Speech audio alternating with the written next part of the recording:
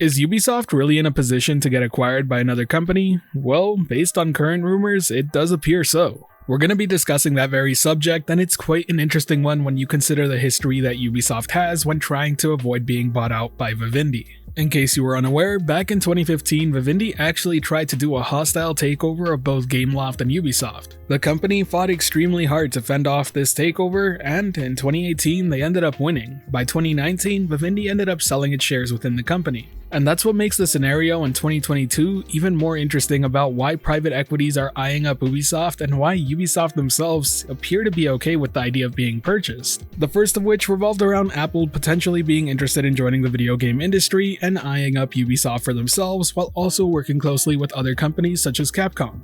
To be very clear, this was a rumor through and through. From my understanding, it was originating over from a South Korean forum in which somebody who claimed they worked at Ubisoft was talking about this very subject. But there was never a big name or website willing to throw their credibility on the line to discuss this rumor. Overall, I wouldn't say it's that credible. And then comes Bloomberg.com with their own article talking specifically about the potential of private equities being interested in buying out Ubisoft. This information came from people who asked not to be identified as the information itself is still private, but they did name the private equities that do appear to be interested, and that included the likes of Blackstone Incorporated and KKR & Co. It's been stated that they've been studying the French business closely, but there has been no major talks with Ubisoft directly about any possible deal being struck just yet. Representatives from both private equity firms declined to make a comment, but Ubisoft did release a statement when Bloomberg reached out to them, and it stated that they've built a strong portfolio and is ideally positioned to capitalize on emerging opportunities amid rapid growth in the industry, but declined to comment on any takeover interest. Now, I don't know about you, but that statement definitely reads as if there's open interest in the idea of being acquired. After all, they're not shutting down the idea whatsoever here. If anything, to a certain extent, it even sounds like a bit of a sales pitch. Following that, a few days later, Kotaku decided to make a comment about the potential Ubisoft buyout. They reference the Bloomberg article, but add that they've received their own information from their own sources. And theirs says that Ubisoft has been working closely with several outside consultancy firms in recent years to audit various parts of its business. And while admittedly, it is fairly common for companies to do this to evaluate their business and make it more profitable to prepare for the future, the sources Kotaku spoke with actually stated that it's more along the lines of Ubisoft getting ready to tidy up its books for a potential sale. Kotaku once again reached out to Ubisoft, and the statement they gave Kotaku was the following: "We don't comment on rumors or speculation. Ubisoft has unmatched creative and production capacities with more than 20,000 talented people collaborating across our global studios on game development. Thanks to them and our long-term approach and appetite for taking creative risks, we have built some of the industry's strongest proprietary brands and have many promising new brands and projects on the horizon. We also have one of the industry's deepest and most diversified profiles, cutting-edge services and technologies, and a large and growing community of engaged players. As a result, we're ideally positioned to capitalize on the rapid industry growth and platform opportunities that are emerging right now." Now, personal opinion here, but if you ask me, when there's smoke, there's probably a fire. While this is definitely still just a rumor, I do believe that this is probably true. And the Kotaku article itself goes on to mention some factors as to why this might be happening.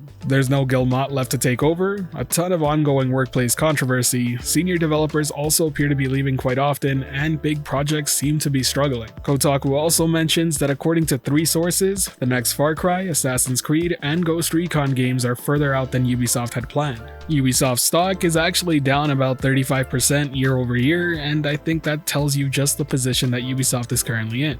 I think another big issue that Ubisoft has is that a lot of their new live service aimed titles seem to not be catching along with gamers very well.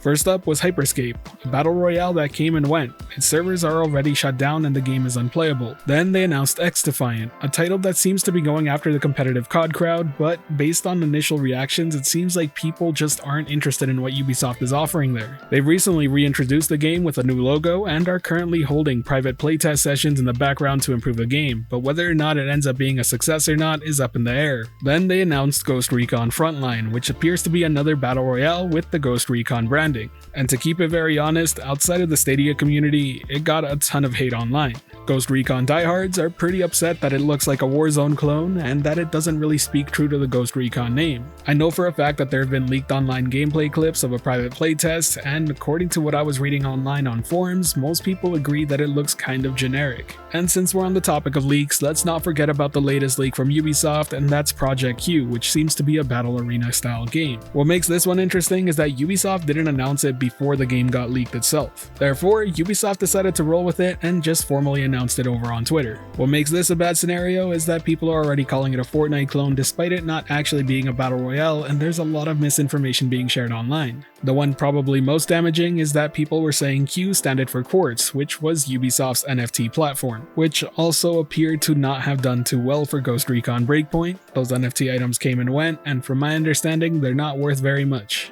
Last I heard, from back in December, they've only netted about $400 from those Quartz items. To be very clear, Ubisoft has stated on Twitter responses over and over again that Project Q doesn't have to do with Quartz. Now aside from all that, there is one other live service game that is getting some pretty positive leaks, and it goes by the name The Division Heartland. Everything I've heard about this game is pretty positive, but it's also the game that's probably gotten leaked the least.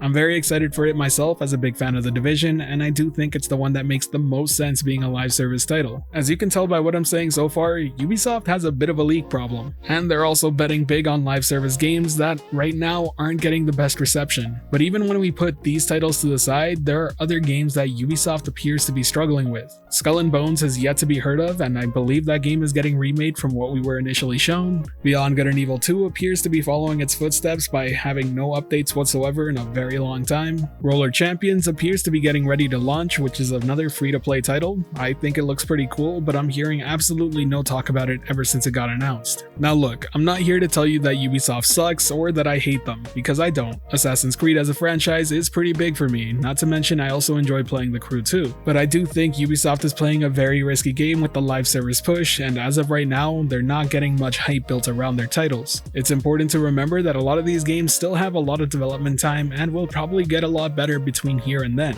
But in the here and now, Ubisoft's outlook doesn't look great, and it reflects in their stock prices. I think Ubisoft will definitely bounce back, but at the end of the day, money talks, and if they can secure a bag right now, I wouldn't be surprised if they do, especially in an industry where acquisitions appear to be going on left and right. But one thing's for sure, whether it's a private equity or a player in the game, Ubisoft being bought out will definitely cause ripples among the industry as a whole. Microsoft just bought Activision Blizzard, so who's to say they won't consider buying Ubisoft, whose market cap is only $5 billion. Sony seems to be doing a big live service push of their own, but we've yet to see any projects that they're currently working on. Who's to say not buying the experience wouldn't be worth it for them? Then you have all the new cloud gaming players such as Google and Amazon. Ubisoft is a big part of their catalog and a huge supporter of the cloud. Why not pick them up, if not only to secure the fact that their games remain on the cloud? Regardless, I want to know what you think. Who do you believe is in the best position to buy Ubisoft as a whole if a sale does go through? Let me know down in the comment section below. I'd love to hear your replies. Now, if you enjoyed this video or found it helpful at all, be sure to hit that like button as it really does help the channel out, and if you're wanting more content like this, be sure to subscribe and hit that notification bell as well. As always, thanks for watching. This has been The Virtual Cloud, giving you the latest and greatest on everything cloud gaming related, and until next time, I'll catch you in the clouds.